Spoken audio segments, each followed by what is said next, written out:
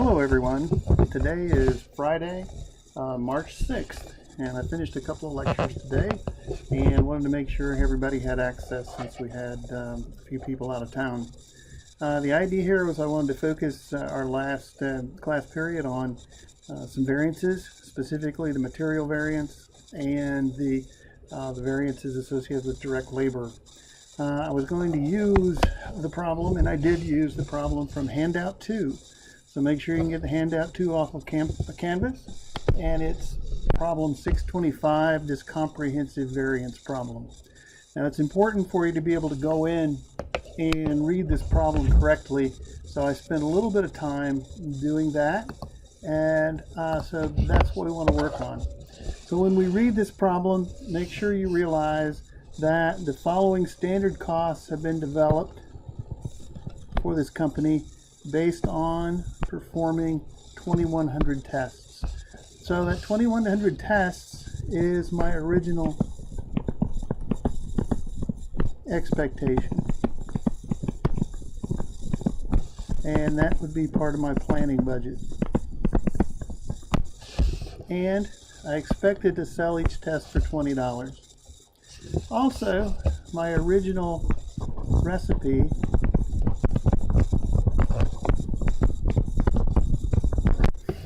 is here, and so these are the standards. These are my original expectations. So you'll hear me talk about standard price and standard quantity. So both of those things should resonate with you in terms of variances. Now, here's the Latois again. What I've filled out is the information you have available to you in the problem. So remember, you don't have to do the Latois. However, it's a way to kind of get all the material in one spot for you to calculate the variances. This rectangle right here, I'm calling it the golden rectangle, because in that, all of the information you need for your price and quantity variances tend to wind up.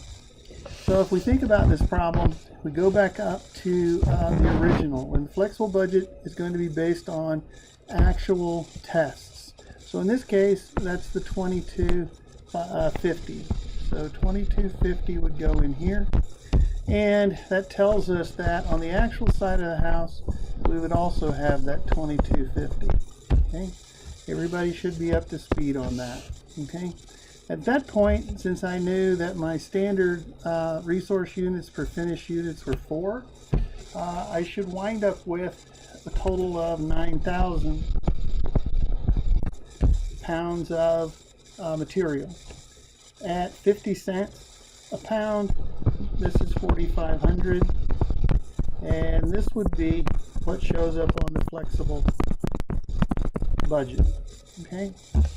Then if I'm going to do actual, I've got to think about, all right, let's go into the problem a little further, and they tell me that 6,300 pounds of direct material were used to conduct core tests.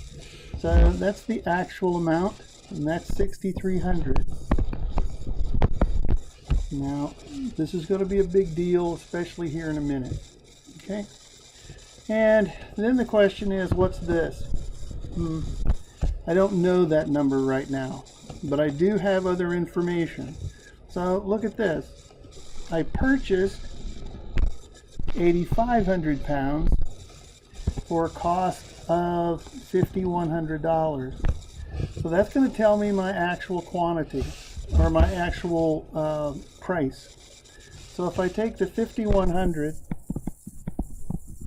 divided by the 8,500 pounds, I get 60 cents. And that's going to be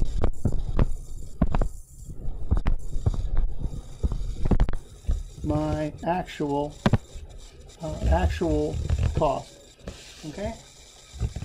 Now the challenge we have is we now have an 8,500 pounds and a 6,300 pounds. So we got two numbers in here. Okay? Remember where they came from. Right up here. Now remember, these things come at two different times. So this happens when I purchase the material, this happens when I use it. So the difference is going to be some sort of inventory effect. In this case, inventory is increasing because I bought 8,500, I only used 6,300. But the thing to remember now in terms of variances is this price variance for material. It's always calculated at the time of purchase. It's always calculated at the time of purchase. And so in this problem, the AQ that we're after would be the AQ that we actually purchased, which is 8,500. Then my standard price is 50 cents. My actual price is 60 cents. So my variance is going to be, well, this would give me $850. And that's a bad thing. Okay? So everybody see that, because that is really, really important. That's really, really important. So remember, this happens at the time of purchase. Now the quantity is calculated at the time that we actually use it. And so how much did we actually use? 6,300. Okay? So what was my standard price? 50 cents. Now be careful. Okay? Because this, as you know, is standard quantity.